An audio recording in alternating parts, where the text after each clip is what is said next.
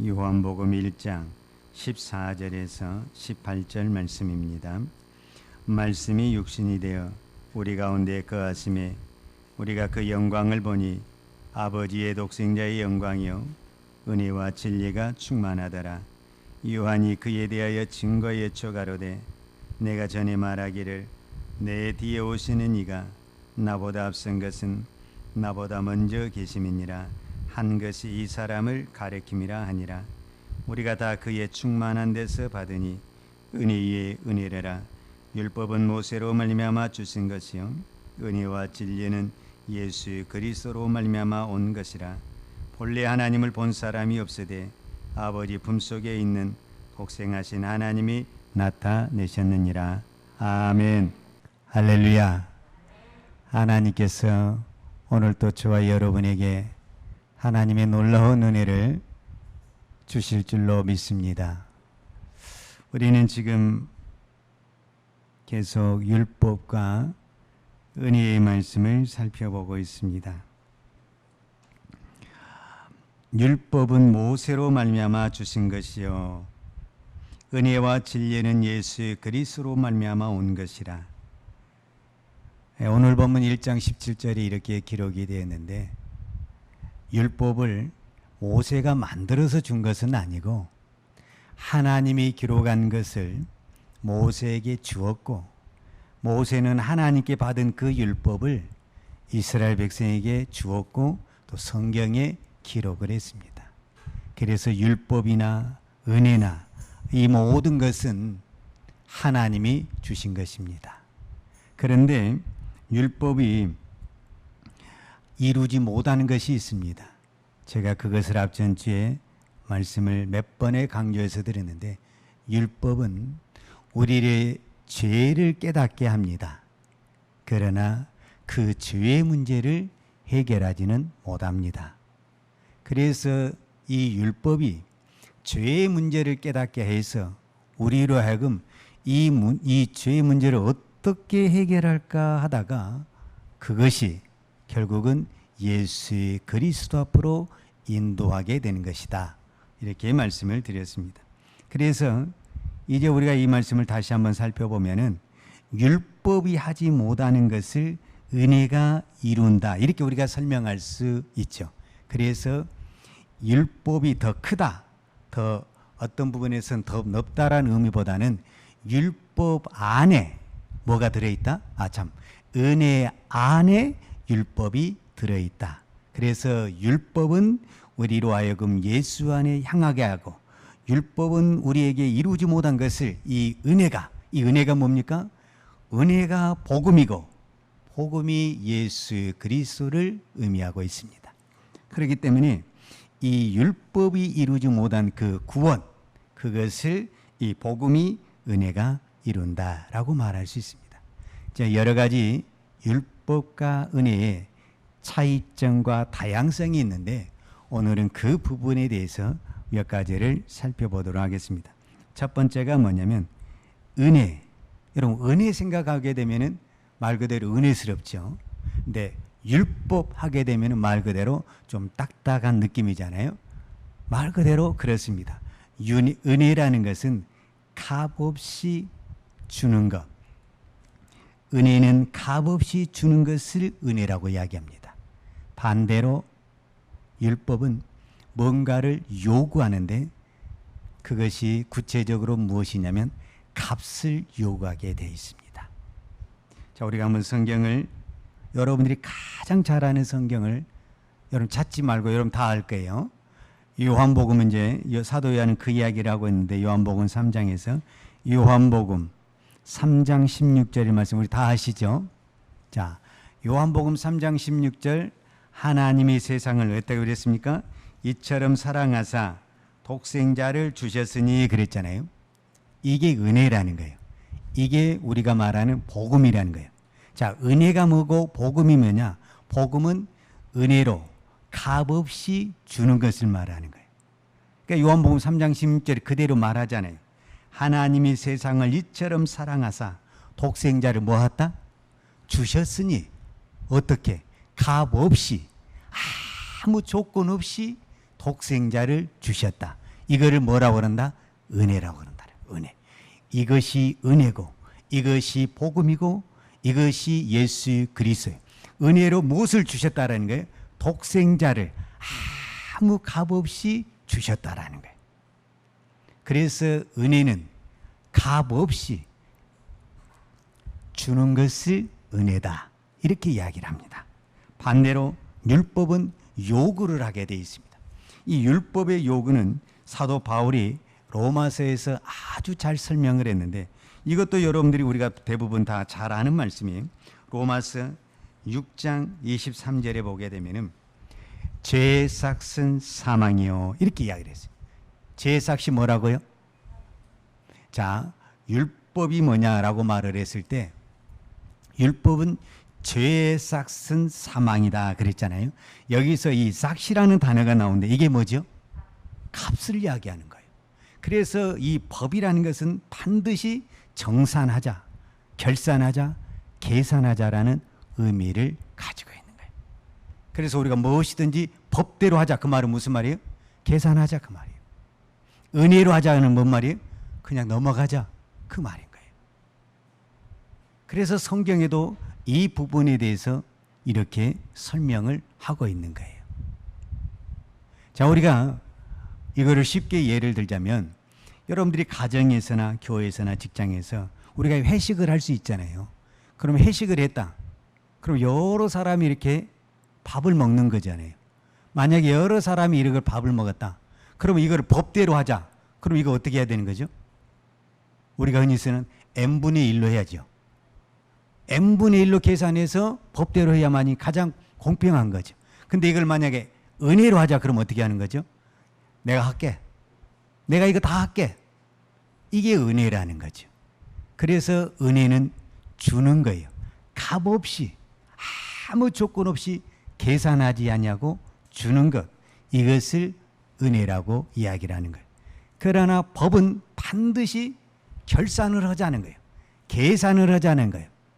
이게 법이에요. 그래서 이 법으로는 구원을 받을 수가 없는 거예요. 왜? 법으로 계산을 했을 때, 우리의 인생을 이 율법이란 법으로 결산을 했을 때 걸리지 않을 사람이 여기 누가 있어요? 한 명도 없어요. 은혜로 덮어야만이 우리가 구원이 되고 우리가 천국에 갈 수가 있는 것입니다. 자, 이것을 성경은 어떻게 표현을 하고 있냐면, 마태복음에서, 마태복음 저자는 마태복음 20장에 천국은 마치, 그렇게 이야기해요. 그 말은 무슨 말이냐면 천국 비유를 들어서 설명을 하고 있다라는 거예요. 마태복음 20장 1절에 보게 되면은 천국은 마치 그랬어요. 이 말은 무슨 말이냐면 천국은 마치, 그 말은 하나님의 나라라는 것이, 천국이라는 것이 이런 것이다라는 것을 설명을 하는 거예요. 그런데 예수님이 무엇을 가지고 설명을 하냐면 포도원이라는 이 농장이 있다라는 거예요. 포도원이라는 이 농장이 있는데 어느 날 주인이 아침에 나가가서 이제 일꾼을 부르는 거예요. 일꾼을 부르는데 이제 여기 시간표가 나와 있는데 제가 여러분 번역을 해서 우리 시간표로 말을 하겠어요. 아침 9시에 나가세요. 보통 일하는 시간이 아침 9시예요. 그래서 아침 9시에 나가서 일꾼을 불러왔어요. 그래서 불러올 때 조건을 제시했어요. 오늘 하루의 품삯을 한 데나리온으로 주겠다. 그때 당시 하루의 노동자의 품삯이 한 데나리온. 그럼 이거는 법대로 하는 거죠. 이거 은혜로 하는 겁니까? 법대로 하는 겁니까? 법대로 한 거죠. 법대로. 그런데 점심때도 나가봤어요, 주인이. 근데 또 일을 못 찾고 있는 사람이 있는 거예요. 그래서 그 사람에게도 똑같이 불렀어요. 그리고 일을 시켰어요. 자, 그 다음에 오후 3시에도 나갔어요. 그런데 또 일을 못한 사람이 있어요. 그리고 또 불러왔어요. 그런데 문제가 이제 어디에서 나타나냐면 여기에요. 오후 5시에 나갔어요. 근데 뭐 하루 일과가 몇 시에 끝나냐면 9시에 시작해서 6시에 일과가 끝나는 거예요. 그러면 5시에 불러왔어요. 그럼 이 사람 몇 시간 일을 했어요? 1시간 일을 했어요. 자, 이 1시간 일을 끝났어요. 이제 6시가 돼서. 그런데 주인이 싹을 주는 거예요. 이제 법대로 계산해서. 자, 법대로 계산하면 이 사람은 얼마를 줘야 되겠어요? 한 데나리온을 줘야 되겠어요? 아니면은 한 반만 줘야 되겠어요? 여러분 생각에. 반만 줘야죠. 법대로 한다면은. 그런데 이 주인이 이 5시 온 사람에게 한 데나리온을 주게 된 거예요. 그러니까 이제 누가 눈이 크게 떠지게 됐냐면 아침 9시 온 사람이 이제 눈이 크게 떠지게 된 거예요. 이야, 1시간 일했는데 한 데나리온 받다. 난 오늘 몇 시간 일한 거야? 이제 그런 거는 계산이 너무 잘 되죠, 우리가. 그래서 이제 계산을 착 하고 이제 기다리고 있는데 자기 순번이 돼가지고 딱 받았어요. 여러분, 얼마를 받았어요? 여러분, 성경에 얼마를 받았다 그랬어요? 그러면 하루 8시간 계산했으니까 그러면은 1시간 일한 사람이 한 데나리온을 받았으니까 이 아침 9시 온 사람은 8데나리온을 받았으니까 한 데나리온을 받았으니까 성경은 한 데나리온을 받았다. 이렇게 표현을 한 거예요. 그러니까 이제 이 사람이 갑자기 화가 나가지고 주인에게 항의를 하는 거예요. 아니, 한 시간 일한 사람에게 한 데나리온을 줬다고 한다면 나는 하루 종일 일했는데 뭐 다는 안 주더라도 좀 절반 이상이라도 더 줘서 그 한 데나리온보다 더 많은 뭐 3개를 주든지 4개를 주든지 이렇게 줘야 되는데 어떻게 하나를 주십니까? 이렇게 항의를 하는 거예요. 그러니까 이때 주인이 말하는 거예요. 나는 약속을 했다는 거예요. 언약을 했다는 거예요. 처음부터 한 데나리온을 주기로 약속을 했다라는 거예요. 그런데 왜 1시간 일하는 사람에게 한 데나리온입니까? 그게 주인이 주신 은혜라는 거예요. 아침에 온 사람에게는 법이고 5시에 온 사람에게 한 데나리온을 줄 수 있는 것, 그것을 뭐다? 은혜라는 거예요. 그래서 이 은혜는 무엇도 포함이 되고 있냐면 율법도 포함하고 있다라는 거예요. 그래서 은혜 안에 뭐가 들어있다? 율법이 들어있다 그 말이에요. 그런데 우리는 이것이 불공평하다라는 거예요. 여러분, 불공평합니까? 공평합니까? 여러분, 어떤 사람이 은혜를 많이 줬어요. 나는 은혜를 안 주고 법대로 줬어요. 불공평하다고 여러분 생각하죠? 다 알아요, 여러분 속마음. 그냥 터놓고 이야기하세요. 하나님, 누구는 왜 그렇게 많이 주십니까? 이렇게 표현할지 모르겠지만 하나님은 공평하다라고 이야기를 하는 겁니다. 자, 여러분, 그래서 은혜라는 것은 무엇을 표현하고 있냐 하면은, 자, 은혜는 하나님의 선물이다, 이렇게 표현을 하는 거예요. 그러니까 이 5시에 온 사람은 어쩌면 반의 반도 못 받을 그 사람이에요. 그런데 하나님이 은혜로, 그 주인이 은혜로 한 데나리온을 줬다는 거예요. 그것을 은혜라고 말하기도 하고 하나님의 우리로만 특별 보너스, 아니면 특별 선물이다, 이렇게 표현을 하는 거예요. 그래서 에베소서 2장 8절과 9절에 보게 되면은 너희가 그 은혜를 인하여 믿음으로 말미암아 구원을 얻었나니 이것이 너희에게서 난 것이 아니요 하나님의 선물이라. 그러니까 우리가 은혜로 무엇을 받았다라는 거예요? 구원을 받았다. 이것이 무엇이다? 하나님의 선물이다라고 표현을 하고 있는 것입니다. 그래서 하나님이 우리에게 주신 것은, 특별히 은혜로 우리에게 주신 것은 부족함이 있다, 아니면 풍성하다. 풍성하다라는, 내가 한 것을 가지고 계산하자면은 나는 굶어 죽어요, 사실은. 여러분, 1시간 일한 사람이 반의 반도 못 받아간다면 그 사람은 굶어 죽게 생겼어요. 그런데 하나님의 은혜로 한 데나리온을 주니까 하나님의 그 은혜로 살아가는 겁니다. 오늘 저와 여러분에게 우리가 하는 대로 복을 주셨다면 우리 못 살아요. 우리 믿음 생활 못 해요. 근데 내가 한 것보다 하나님이 풍성하게 넘치도록 부어주셔서 우리가 지금까지 은혜 안에, 믿음 안에 있는 줄로 믿습니다. 여러분, 내가 잘해서 지금 여기까지 온 게 아니라 하나님의 은혜로, 믿습니까? 하나님의 은혜로 여기까지 오는 것입니다. 그래서 예수님은 이제 그런 비유를 말씀하시죠. 2가지 비유인데, 예수님이 요한복음 4장에서는 수가생 여인에게 그런 말씀을 하셨고, 요한복음 6장에서는 오병의 기적을 통해서 그 말씀을 하셨어요. 그것이 뭐냐면은, 사실은 지금 이 요한복음 1장에서 이 은혜란 이야기를 하고 요한복음 전체는 지금 은혜에 대한 이야기를 강조하고 있는 것입니다. 수가성 여인이 우물가에 물을 뜨러 왔어요. 그런데 그 우물을 뜨는 그 여인에게 뭐라고 말씀하시냐면은 요한복음 4장 13절과 14절에 보면 예수께서 가라사대 이 물을 먹는 자마다 다시 목마르려니와 내가 주는 물을 먹는 자는 영원히 목마르지 아니하리니. 하나님은 저와 여러분에게, 수가성 여인에게 말씀한 것처럼 영원히 목마르지 않는 물을, 생수를, 은혜를 주신다라는 겁니다. 세상은 아무리 많이 가져 있어도 뭐하다? 목이 마르다. 배고프다. 허기지다. 그렇습니까? 안 그렇습니까? 그렇습니다. 내가 오늘 아무리 많이 먹어도 내일 배가 고픕니까? 안 고픕니까? 다시 배가 고프게 돼 있습니다. 세상의 것은 아무리 많이 가져도 반드시 배고프게 돼 있고 부족하게 돼 있고 허기지게 돼 있습니다. 그러나 하나님의 은혜는 목마르지 아니하다. 할렐루야.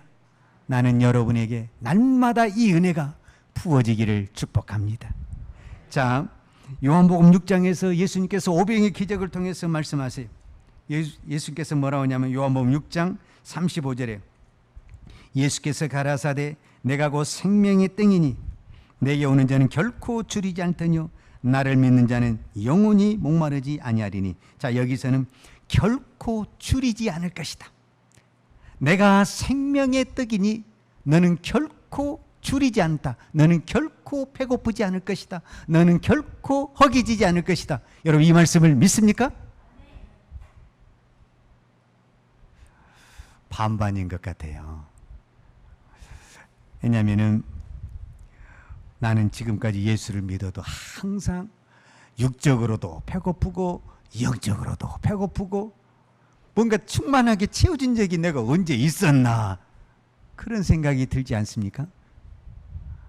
그 이유가 무엇인가를 성경 하나를 이거는 다 찾아야 될 것 같아요.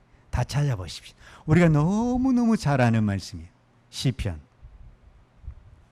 저도 찾겠어요. 시편 23편. 우리가 너무너무 잘 아는 말씀이죠. 자, 시편 23편. 구약 성경 817페이지. 시편 23편 1절 말씀.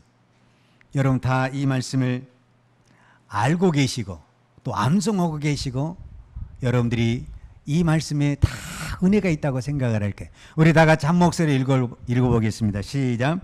여호와는 나의 목자시니 내가 부족함이 없으리로다. 아멘. 여러분 이 말씀을 믿습니까? 여호와가 나의 목자시니 내가 부족함이 없으리로다. 아멘입니까? 근데 이 말을 살짝 바꾸면 여러분들이 이제 흔들리기 시작해요. 제가 바꾸겠어요. 제가 이제 바꿀 때니까 제가 바꾼 말씀을 잘 들어보세요. 자, 1번. 1번은 오늘 요절 말씀 그대로예요. 여호와는 나의 목자시니 내가 부족함이 없으리로다. 맞죠? 자, 2번. 여호와가 나의 목자시니 내게 부족함이 없도록 채워줄 것이다. 여러분은 1번을 믿는 겁니까? 2번을 믿는 겁니까? 2번을 믿는 거죠. 성경은 2번이 없어요. 2번은 내가 만들어낸 거예요. 그러니까 여러분들이 신앙이 잘못됐다라는 거예요. 지금 이 말씀을 알고 있는 대부분의 사람들이 2번을 믿고 있는 거예요. 2번을. 성경에 2번은 없어요. 앞으로 여호와가 나의 목자가 되셔 앞으로 나의 것을 채워줄 그 말씀이 아니에요. 여호와가 이미 목자가 된 나는 부족함이 없는 거예요. 그러면은 내가 지금 부족함을 느낀다라는 것은 무엇을 증명하는 거죠?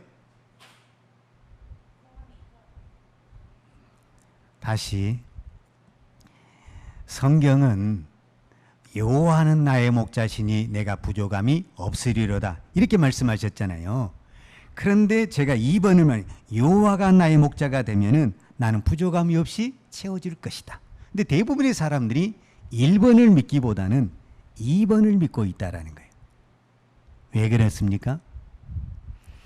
2번은 성경에 없다고 제가 말을 했어요. 그거는 제가 만들어낸 말이에요, 사실. 왜냐하면은 우리의 신앙이 지금 2번에 있다고 말이에요. 2번에. 이 2번의 신앙에서 1번으로 가야 됩니다. 근데 1번으로 왜 못 가냐면은 자, 1번이 뭐냐면은 여호와가 나의 목자가 되면 내가 부족함이 없다 그 말이잖아요.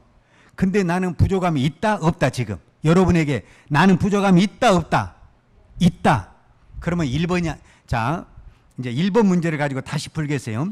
여호와가 나의 목자시니 이게 이제 1번이라고 다시 해요. 이거를 A라고 표현을 해야 되겠어요. 1, 2번 해버렸기 때문에 A라고 표현하면 여호와가 나의 목자신 여기 A예요. A.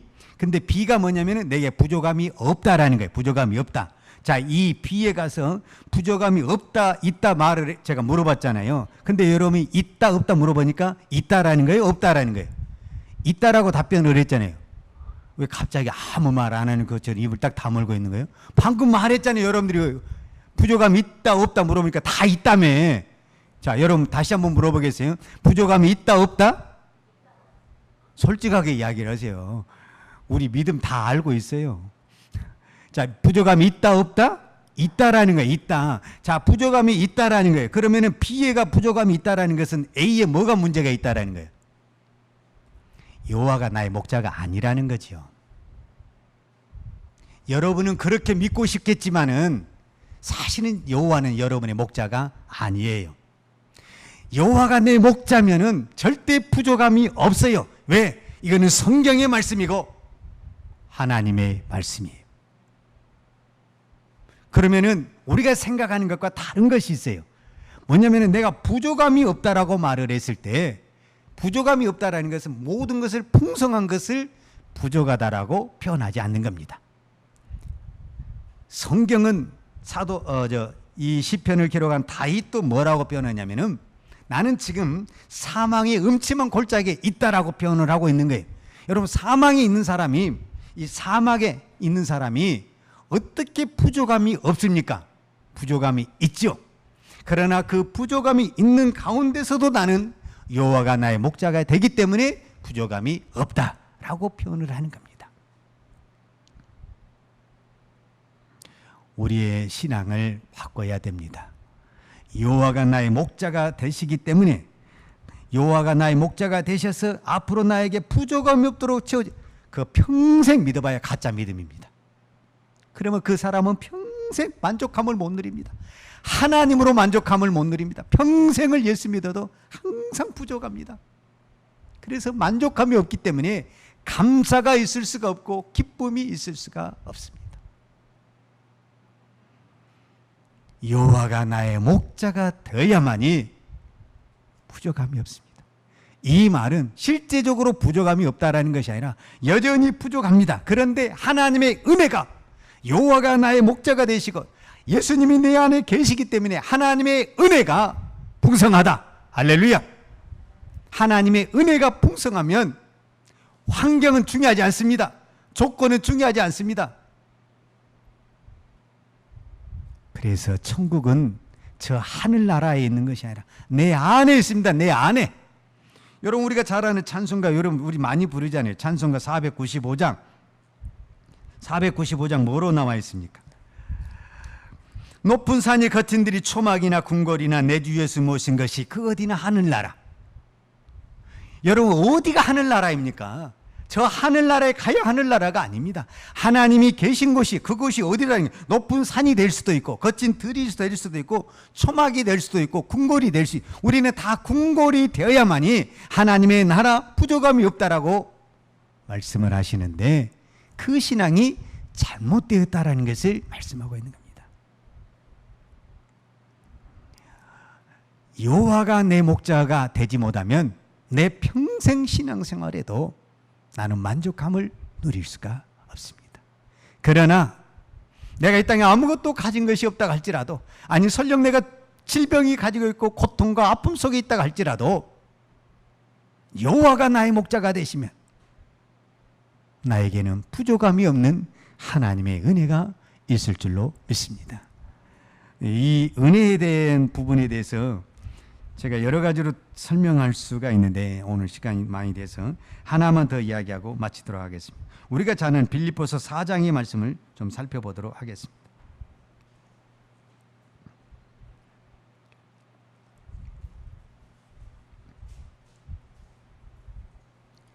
빌립보서 4장 말씀을 살펴보도록 하겠습니다.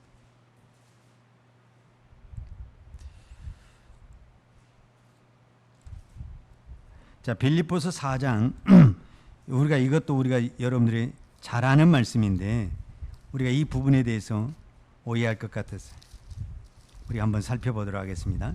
자, 빌립보서 4장 우리가 잘 아는 4장 13절입니다. 여러분 이 말씀 다 아시죠? 4장 13절을 내가 우리 같이 한 목소리 읽도록 하겠습니다. 시작. 내게 능력 주시는 자 안에서 내가 모든 것을 할 수 있느니라. 예수님이 저와 여러분에게 능력을 주셨다는 겁니다. 능력. 믿습니까? 여러분 무슨 능력을 받았습니까? 예수님이 주신 능력이 있다는 거예요. 예수님이 주신. 나는 할 수 없는데 예수님이 주신 그 능력이 있는데 그 능력이면요, 병 고치는 능력이 있습니다. 아멘. 그러나 병 고치는 것만 능력이 아닙니다. 병이 들었는데 그 병든 몸도 그 병든 몸을 가지고 예배하는 것도 능력입니다. 오늘 혹시 여러분 중에 육체의 병을 가지고 내가 오늘 교회에 올까 말까, 이 몸으로 내가 예배를 드릴까 말까, 이런 상황 속에서 내가 예배를 드렸다고 한다면 여러분 이거는 그 병을 고치고 나서 예배를 드린 것보다 더 큰 능력이, 내가 병중에 있으면서도, 내가 이렇게 연약한 가운데서도, 내가 이렇게 부족한 가운데서도 하나님께 예배할 수 있다는 것, 하나님께 기도할 수 있다는 것, 이 또한 은혜의 능력입니다. 할렐루야. 그래서 이 능력이라는 것은 무엇이든지 다 잘 되는 것이 능력이 아닙니다. 여러분 이 능력을 갖기를 원하십니까? 자, 사도 바울에게 우리가 말로 표현할 수 없는 사도행전에 보면은 능력이 나타납니다. 병든 자를 일으키고 앉은 병을 일으키고 귀신을 쫓아내고, 정말 사도 바울에게는 성령의 여러 가지 능력들이 다 나타났다고 표현할 수 있습니다. 여러분 그 능력이 어디서 나타났습니까? 그 능력이 사도 바울의 질병에서 나타났습니다. 우리는 사도 바울이 열심히 기도해서 하나님 앞에 축복을 받아서, 하나님 앞에 능력을 받아서 이렇게 표현했는데, 사도 바울은 고린도서 12장에 뭐라고 말하냐면 나에게 육체의 가시가 있었다. 나는 그래서 이 육체의 가시 때문에 너무너무 고통스럽고 힘들었다. 그래서 나는 이 육체의 가시를 없애게 해달라고 하나님 앞에 기도했다. 그런데 하나님이 나에게 말씀을 했다. 그 말씀이 뭡니까? 그 육체의 가시 때문에 내게 능력이 풍성하다, 은혜가 풍성하다라고 말씀을 하셨다라고 말하고 있습니다. 여러분, 저도 마찬가지고 여기 있는 우리 모두에게도 다 약점이 있습니다. 부족한 점이 있습니다. 그것이 없다면 인간이 아니죠. 약점이 있다라는 것 자체, 질병이 있다라는 자체가 우리가 인간이라는 것을 말해주고 있습니다. 특별히 우리 교회는 나이 드신 분들이 많아서 아마 약을 한두 개 이상씩 먹고 계신 분들이, 제가 말은 안 하지만 내가 다 알고 있는 줄 알고 있어요. 내가 그거까지는 뭐 일일이 조사할 필요는 없지만 나름대로 다 먼장 아주 시간 맞춰서 드시느라고 얼마나 수고가 많으십니까? 하나님께서 그 약 먹고도 건강하게 지켜주신 것도 은혜인 줄로 믿습니다. 또 이럴 때는 아멘이 아주 크게 나와요. 여러분, 그 약한 것 때문에 낙심하지 마십시오. 여러분 몸이 아플 수도 있고 질병이 올 수도 있죠. 그것 때문에 내가 약을 먹고, 그것 때문에 또 하나님 앞에 더 겸손하고, 그것 때문에 내가 하나님을 바라볼 수 있다면 이것이 은혜요, 이것이 능력입니다. 여러분, 왜 우리가 하나님 앞에 이렇게 예배를 드리는 것을 소중히 생각합니까? 연약하기 때문에 그렇습니다. 내가 강하고 내가 풍성하고 내가 모든 것을 할 수 있다고 한다면 하나님 믿을 필요가 없습니다. 내가 하나님을 믿어야 되냐면 내가 그런 하나님처럼 능력이 없기 때문에 예수님을 믿는 것입니다. 그래서 나의 약함이 은혜가 되고, 나의 약함이 축복이 되고, 나의 약한 것 때문에 복이 되는 것입니다. 그러면 하나님께서 오늘 저와 여러분에게 이런 능력과 은혜를 부어주신 결정적인 이유가 뭐냐? 이제 그거 하나를 최종적으로 말씀을 드리고 마무리를 해야 되겠습니다. 하나님이 은혜로 모든 것을 부어주시는 거예요. 은혜로 우리에게 성령의 충만함과 또 은혜로 우리의 모든 것들을 부어주시는 거예요. 그러면 이 은혜를 왜 우리에게 부어주시냐 말을 했을 때 히브리서 기자가 이렇게 말을 했어요. 히브리서를 좀 찾아주시겠어요? 히브리서 10장 8절에 있는 말씀이에요.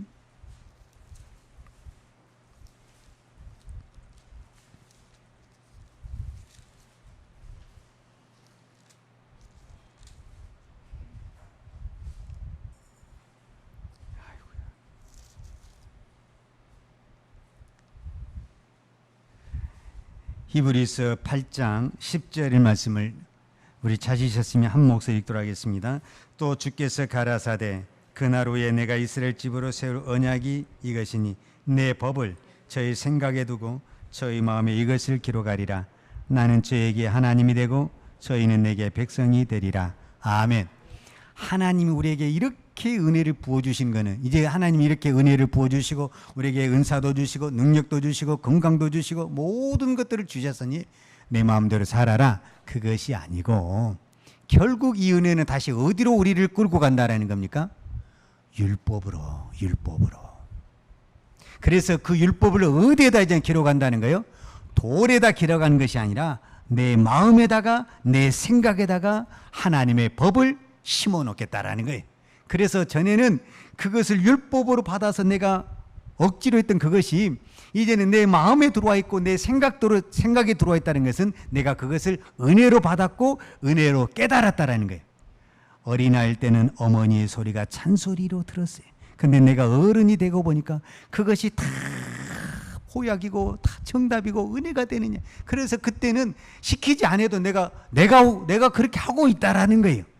이게 하나님의 은혜요, 하나님의 법이라는 겁니다. 하나님의 은혜를 받으면 받을수록 내가 율법에서, 하나님의 말씀에서 벗어나는 것이 아니라 더 하나님의 말씀 앞으로 가게 되고 하나님의 말씀이 그 은혜로 깨달아져서 하나님의 말씀에 순종하고 하나님의 말씀에 그 믿음의 길을 가게 된다는 것입니다.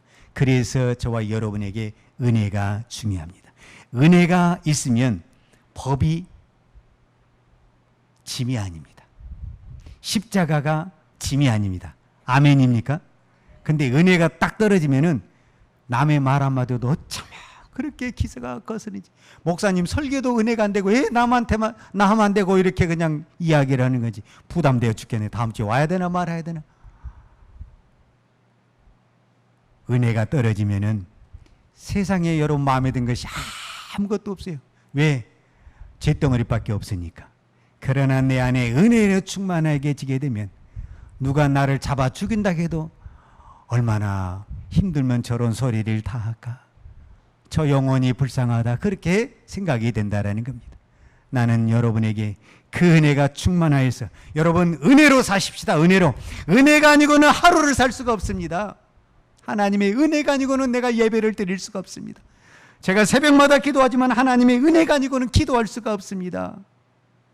하나님의 은혜가 아니고는 이 하나님의 말씀을 봐도 저도 무슨 말인지 깨달을 수가 없습니다. 그러나 하나님의 은혜가 있게 되면은 하나님의 놀라운 비밀을 깨닫게 되는 역사가 일어날 줄로 믿습니다. 은혜가 아니면 살 수가 없습니다. 할렐루야. 여러분 믿습니까? 오늘 여러분에게 은혜가 충만하게 임할 줄로 믿습니다. 하나님의 은혜가 풍성하게 임할 줄로 믿습니다. 여러분 날마다 은혜를 사모하시기를 바랍니다. 하나님 앞에 기도하세요. 저는 은혜 아니고는 살 수가 없습니다. 하나님의 은혜하고는 만족할 수가 없습니다. 하나님의 은혜가 아니고는 믿음의 길을 갈 수가 없습니다. 아멘 좀 하세요. 여러분 믿습니까? 오늘 또 우리에게 내가 감당할 수 없는 은혜를 부어주시니 감사합니다. 은혜가 아니고는 여기까지 올 수가 없었습니다. 하나님의 은혜가 아니고는 우리가 믿음의 길을 갈 수가 없습니다. 하나님의 은혜가 아니고는 십자가를 감당할 수가 없습니다. 오늘도 저희들에게 풍성한 은혜를 주셔서 아버지 사명을 감당케 하시고 직분을 감당케 하시고 우리의 맡겨진 일을 충성스럽게 감당할 수 있도록 은혜 주신 아버지 하나님 감사합니다. 내가 한 것이 아무것도 없습니다. 다 하나님의 은혜가 한 것입니다. 나의 나된 것이 하나님의 은혜라고 고백했던 것처럼 지난 나의 모든 것이 하나님의 은혜인 줄로 믿습니다. 앞으로 나의 모든 삶도 하나님의 은혜 아니고는 사명을 길을 믿음의 길을 감당할 수가 없습니다. 하나님 날마다 저에게 은혜를 쏟아 부어 주옵소서. 그래서 그 은혜로 살게 하여 주옵소서. 오늘 또 은혜로 하나님 앞에 기도한 것을 주께서 들으시고 응답하여 주옵소서. 예수님의 이름으로 기도하였습니다. 아멘. 요한은 내게 복을 주시고 너를 지키시기를 원하며 요한은 그 얼굴로 내게 비추사 은혜 베푸시기를 원하며 요한은 그 얼굴을 내게로 향하여 드사 평강 주시기를 원하노라. 이제는 우리 주 예수 그리스도의 은혜와 아버지 하나님의 무한하신 사랑과 성령님의 교통하심과 충만하신 은혜가 오늘도 오직 하나님의 풍성한 은혜로 믿음의 길을 사명의 길을 감당하기를 원하는 사랑하는 주의 백성들 머리머리 예와 이 나라의 민족과 한국 교회 위에 온 열방에 나가서 하나님의 복음을 증거하는 선교사님들 머리머리 예와 사랑하는 주의 자녀들 머리머리 예 이제로부터 영원토록 함께 있을지어다. 아멘.